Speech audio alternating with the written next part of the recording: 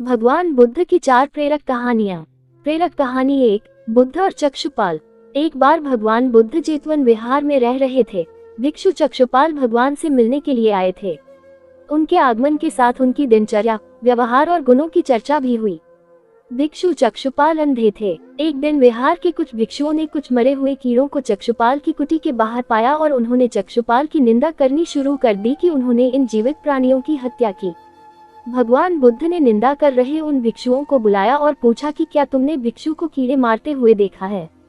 उन्होंने उत्तर दिया नहीं। इस पर भगवान बुद्ध ने उन साधकों से कहा कि जैसे तुमने उन्हें कीड़ों को मारते हुए नहीं देखा, वैसे ही चक्षुपाल ने भी उन्हें मरते हुए नहीं देखा और उन्होंने कीड़ों को जानबूझकर नहीं मारा है, इसलिए उनकी भर्त्सना करना उचित नहीं है।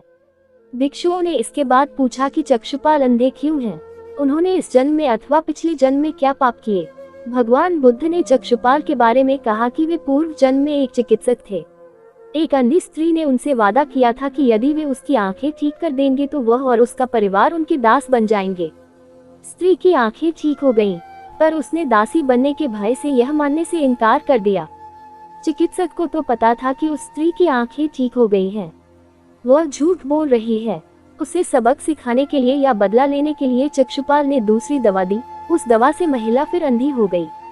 वह कितना ही रोई पिटी, लेकिन चक्षुपाल जरा भी नहीं पसीजा। इस पाप के फलस्वरूप अगले जन्म में चिकित्सक को अंधा बनना पड़ा। तारानकन। प्रेरक कहानी 2, परिश्रम और धैर्य। एक बार भगवान बुद्ध अपने अनुयायियों के साथ किसी गांव में उपदेश देने जा रहे थे। उस गांव से पूर्वी मार्ग में उन लोगों को जगह जगह बहुत सारे गड्ढे खुदे हुए मिले। बुद्ध के एक शिष्य ने उन गड्ढों को देखकर जिज्ञासा प्रकट की, आखिर इस तरह गड्ढे का खुदे होने का तात्पर्य क्या है? बुद्ध बोले, पानी की तलाश में किसी व्यक्ति ने इतने गड्ढे खोदे हैं। यदि वह धैर्यपूर्वक एक ही स्थान पर गड्ढे खोदता तो उसे पानी अवश्य मिल जाता, पर वह थोड़ी देर गड्ढा खोदता और पानी न मिलने पर दूसरा गड्ढा खोदना शुरू कर देता। व्यक्ति को परिश्रम करने के साथ धैर्य भी रखना चाहिए। प्रेरक कहानी 3, अमृत की खेती। एक बार भगवान बुद्ध भिक्षा के लिए एक किसान के यहाँ पहुँचे। तथागत को भिक्षा के लिए आया देखकर किसान उपेक्षा से बोला, श्रमण में हल जोतता हूँ और तब खाता हूँ। तुम्हें भी हल जोतना और बीज बोना चाहिए और तब खाना खाना चाहिए। बुद्ध ने कहा, महाराज, मैं भी खेती ही करता हूँ। इस पर किसान को जिज्ञासा हुई और वह बोला, मैं न तो तुम्हारे पास हल देखता हूँ, न बैल और न ही खेती का स्थल। तब आप कैसे कहते हैं कि आप भी खेती ही करते हो? आप कृपया अपनी खेती के संबंध में समझाएं। बुद्ध ने कहा, महाराज, मेरे पास श्रद्धा का बीज, तपस्या रूपी वर्षा और प्रजा रूपी जोत और हल है। पाप भीरुता का दंड है, विचार रूपी रस्सी है, स्मृति और जागरूकता रूपी हल की फाल और पेनी है।